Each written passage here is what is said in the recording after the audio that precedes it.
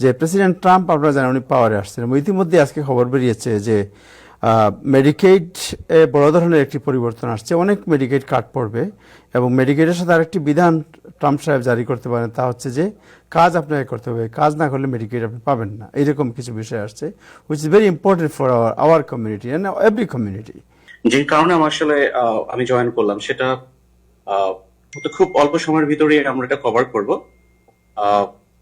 So এটাকে বলা হয় আসলে work requirement for Medicaid. So current state যেটা বর্তমান সময়ে মেডিকেডটা হয়েছে কাদের জন্য, যেখানে ওয়ার্ক কোনো রিকোয়ারমেন্ট, মিনিং আমি US citizen, individual US citizen, আমি 25 ইয়ার্স ওল্ড, আমি কাজ করি না, আমার হেলথ ইন্স্যুরেন্স দরকার, আমি অ্যাপ্লাই করলে আমি মেডিকেড কোয়ালিফাই হব, ইভেন আমার zero income.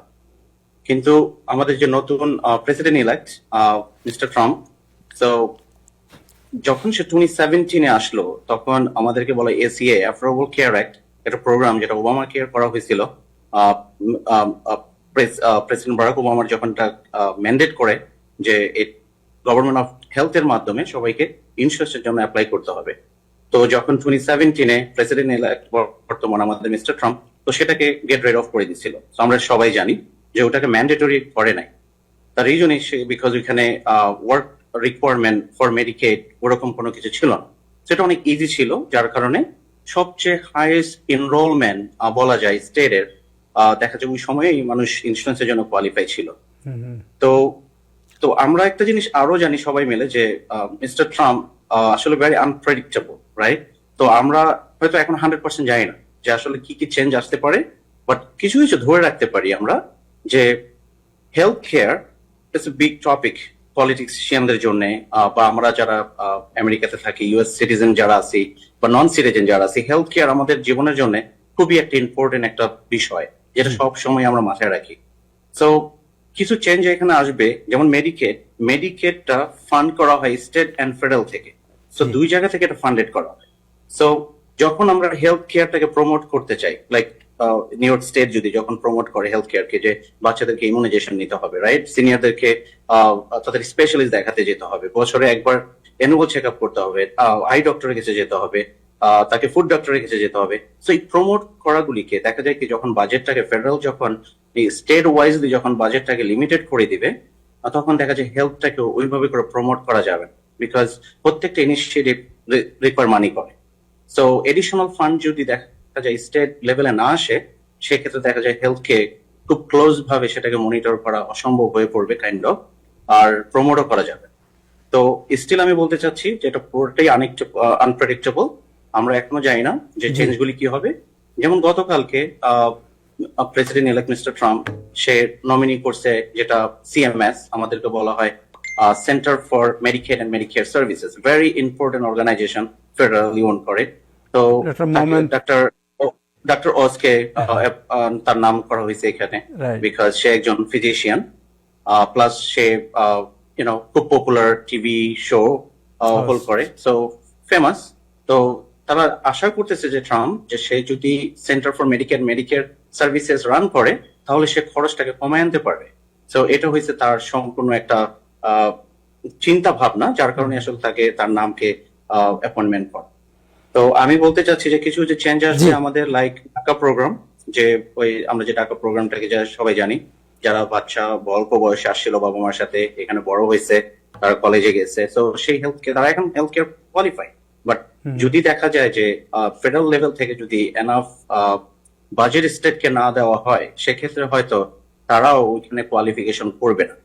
So that's another thing also আমাদেরকে চিন্তা করতে হবে। Okay, so work requirement, is there any program, if something happen like this, what Health First can do? Health First কি তার কোনো প্রোগ্রাম আছে যেটাতে আপনারা হেল্প করতে পারবেন যদি এরকম বাদ পড়ে কেউ মেডিকেড থেকে? রাইট, সো হেলথ ফার্স্টের আমাদের সিইও প্যাট ওয়াং, সো আমাদের সিইও আসলে ওয়াশিংটন ডিসি পর্যন্ত গিয়ে ওইখানে হেলথ কেয়ারের ব্যাপারে সব সময় হোয়াইট হাউসের সাথে সব সময় হেলথ কেয়ারকে কিভাবে প্রমোট করা যায় new York state, specially new York city আমাদের সার্ভিস এরিয়াতে, তো সে সব সময় ওইখানে যাওয়া হয়, তার কন্টিনিউসলি সেখানে মিটিং করা হোয়াইট হাউসের সাথে। So one of the top women, 500 top women এর ভিতর আমাদের সিইও আছে Pat Wang, Health First CEO. So এটা তার biggest agenda while she is working with Health First, যে নিউ ইয়র্ক সিটিতে আমাদের সার্ভিস এরিয়াতে এন্ড স্টেট অফ নিউ ইয়র্কে যেন হেলথ কেয়ারে কোনো রকম ঘাটতি না থাকে, Right. এর জন্য তার সর্বোচ্চ সে প্রোভাইড করে।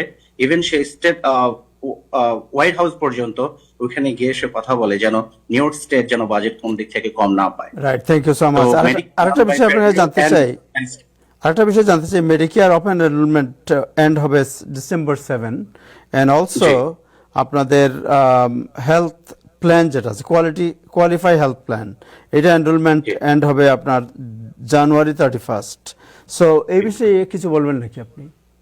জি, আমি কুইকলি করে বলবো। সো মেডিকেয়ার যেটা ওভার 65 এন্ড প্লাস যারা পপুলেশন, আমাদের সিনিয়র পপুলেশন যারা আছেন, যারা মেডিকেয়ার কোয়ালিফাই হন, সো পুরো বছরের ভিতরে এই সময়টাতেই তারা তাদের প্ল্যান চেঞ্জ করতে পারে।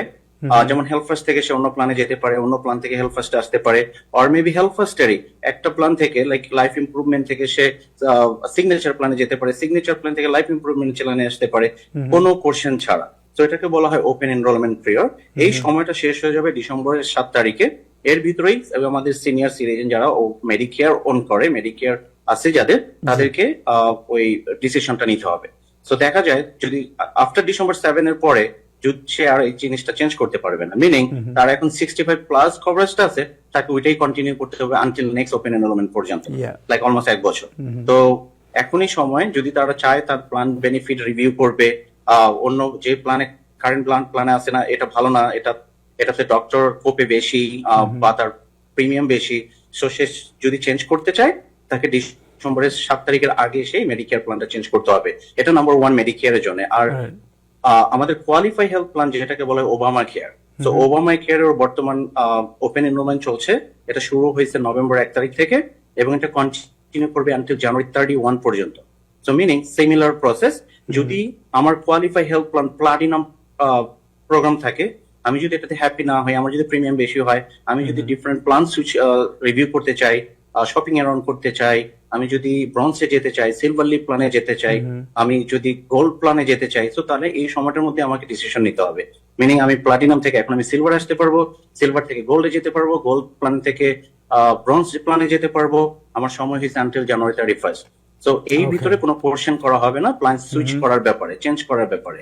বাট আফটার জানুয়ারি 30 পরে স্টিল করা যাবে, কিন্তু তাকে ওটাকে বলে special life change event. Meaning যদি কেউ বিয়ে করে, কেউ যদি ডিভোর্স হয়, কারো যদি সংসার নতুন বেবি আসে, কারো যদি ফ্যামিলি আসে ওভারসিজ থেকে, তার ফ্যামিলিতে নিউ পিপল অ্যাড হয়, তার জব চলে যায়, তো এরকম যদি কোনো চেঞ্জ থাকে তাদের জীবনের, তাহলে তারা এনি টাইম ওটা চেঞ্জ করতে পারবে।